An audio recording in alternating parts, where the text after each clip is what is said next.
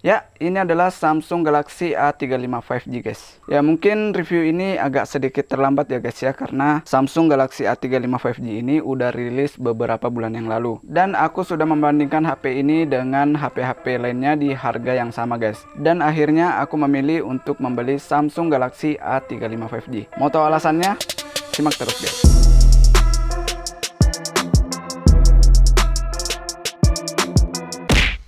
Oke guys, jadi sebelum kita masuk lebih jauh ya, dan sebelum kita unboxing, di sini aku bakal menjelaskan dulu sedikit penjelasan ya, kenapa aku baru mereview Samsung Galaxy A35 5G ini. Jadi di sini sebenarnya aku udah mau beli HP ya dari kemarin-kemarin, namun masih ada beberapa pertimbangan yang harus aku pertimbangkan guys, untuk memilih HP mana sih yang paling bagus atau paling sesuai dengan kebutuhan aku guys. Nah, kebetulan di sini setelah aku cek-cek reviewnya juga di YouTube, akhirnya aku lebih memilih Samsung Galaxy A35 5G guys. Mungkin ada beberapa alasan ya. Namun sebelum itu, sebelum kita lanjut ke penjelasan berikutnya, di sini aku bakal unboxing dulu untuk Samsung Galaxy A35 5G-nya guys. Oke, langsung saja guys ya. Nah, untuk kotaknya sendiri di bagian depan sini ya, kalian bisa lihat ini ada gambar Samsung Galaxy A35-nya. Nah, selanjutnya pada bagian samping juga tidak ada guys, cuman ada tulisan Samsung Galaxy A35. Sini kosong, di sini ada barcode ya, ada beberapa keterangan sedikit. Sedangkan pada bagian belakangnya di sini ada sedikit keterangan juga. Nah, oke, langsung saja kita unboxing guys ya. Nah, untuk bukanya sendiri kalian tinggal buka segel yang ada di atas ini guys. Kita buka segelnya seperti ini. Kemudian pada bagian bawah kita buka juga segelnya guys. Nah, setelah dibuka lanjut kita langsung buka aja guys ya. Jadi langsung saja kita unboxing guys. Bismillahirrahmanirrahim. Oke, yang pertama kita mendapatkan satu buah SIM injektor guys. Nah, kemudian kita buka bagian sini. Selanjutnya ada kabel charger ya, atau kabel Type C to Type C. Jadi untuk adapternya sendiri kita tidak mendapatkan adapter guys. Seperti yang kalian tahu, Samsung biasanya memang tidak memberikan adapter untuk setiap pembelian HP-nya. Selanjutnya di bagian dalam sini ada buku garansi ya. Nggak ada lagi ya. Nah,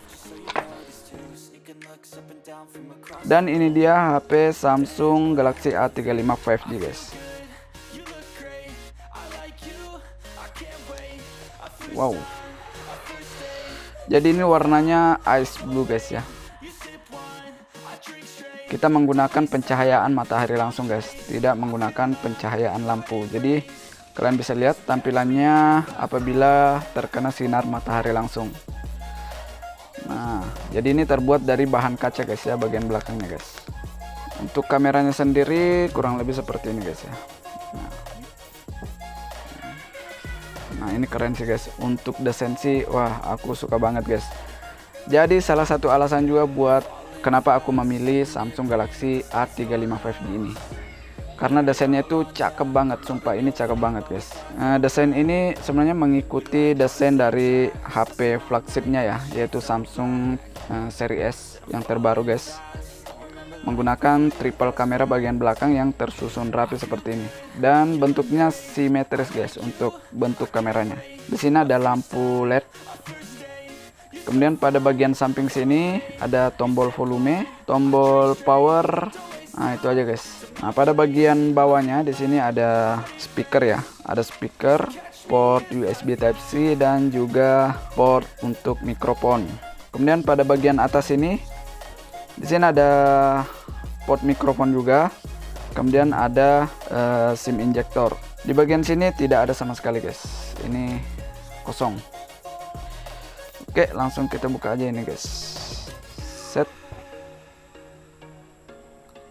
Pada bagian bawah di sini ada tulisan Samsung ya. Fontnya kurang jelas karena warnanya juga warna putih, jadi mungkin agak sedikit ini ya, agak sedikit ngeblur ya untuk tulisan Samsungnya. Tapi nggak masalah sih guys. Desainnya cakep guys. Nah, di sini kelihatan seperti ada bordernya guys. Jadi bordernya itu kelihatan guys. Cantik sih guys ya bordernya guys. Oke, lanjut langsung saja kita coba nyalakan guys ya. Oke guys, setelah kita setting-setting dan kita atur untuk pengaturan akun dan lain-lain, sekarang kita udah menyalakan HP Samsung A35 5G ini guys. Kita coba buka dulu ya guys ya. Nah, seperti ini tampilan awalnya guys ya. Nah, apabila kalian melihat ada logo-logo abu-abu seperti ini, tandanya itu kalian belum mendaftarkan akun kalian ke Samsung Galaxy A35 5G-nya. Nah, setelah kita nyalakan, sebenarnya di sini makin terlihat ya untuk desain keseluruhannya di sini. Di sini untuk bezelnya sendiri sih agak tebal guys keliling, namun tetap simetris ya. Hanya pada bagian bawah sini mungkin agak sedikit tebal, tapi tidak terlalu kelihatan guys. Tapi sebenarnya ini keren sih guys. Desainnya ini cukup keren karena bordernya itu terlihat lebih menarik guys, karena ada 3 lapisan di sini. Nah, di sini ada lapisan border warna hitam, kemudian ada border warna putih lagi. Ini keren sih guys. Jadi salah satu hal yang bikin aku suka atau memilih HP ini adalah karena desainnya yang keren. Jadi aku suka guys. Jadi tampilannya seperti ini guys ya. Secara keseluruhan tampilannya oke sih guys.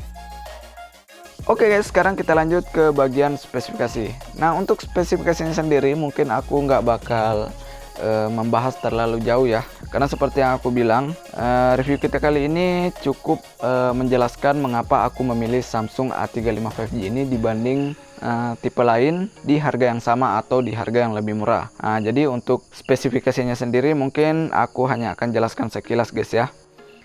Nah, untuk layarnya Samsung A35 5G ini tentu masih menggunakan layar Super AMOLED dengan bentang 6,6 inch. Sedangkan resolusinya sendiri masih Full HD Plus 1080 x 2340. Menurut aku masih cukup jernih ya untuk Full HD Plus di bentang layar 6,6 inch.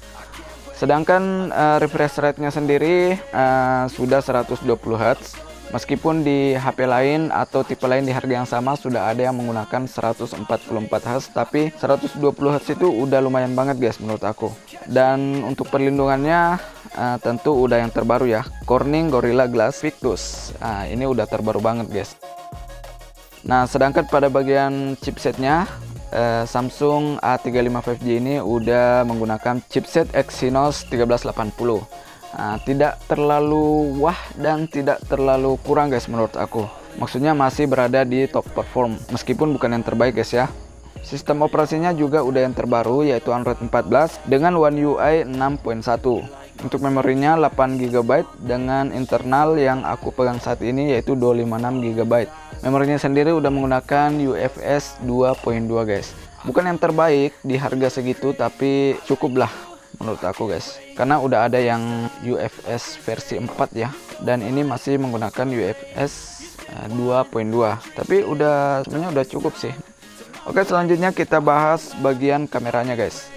Nah, untuk kamera belakang di sini udah menggunakan 3 buah kamera yang tersusun rapi di bagian belakang ya. Kamera belakangnya sendiri untuk kamera utamanya itu masih menggunakan kamera 50 megapiksel. Sedangkan kamera ultrawide-nya 8 megapiksel serta kamera makronya 5 megapiksel. Kemudian untuk kamera depan masih menggunakan kamera 13 megapiksel. 13 megapiksel itu sebenarnya HP 2 jutaan udah ini sih guys. Rata-rata udah ada yang bahkan sampai 16 megapiksel dan 32 megapiksel. Resolusi videonya sendiri untuk perekaman video ya. Untuk kamera belakangnya udah 4K 30 fps dengan gyro ACE-nya, jadi anti guncangan ya. Sedangkan kamera depannya itu sama, resolusi videonya bisa sampai 4K 30 fps. Selanjutnya untuk baterainya masih 5000 mAh dengan fast charging 25 watt. Jadi itu menurut aku standar sih guys ya, nggak ada kelebihan sama sekali.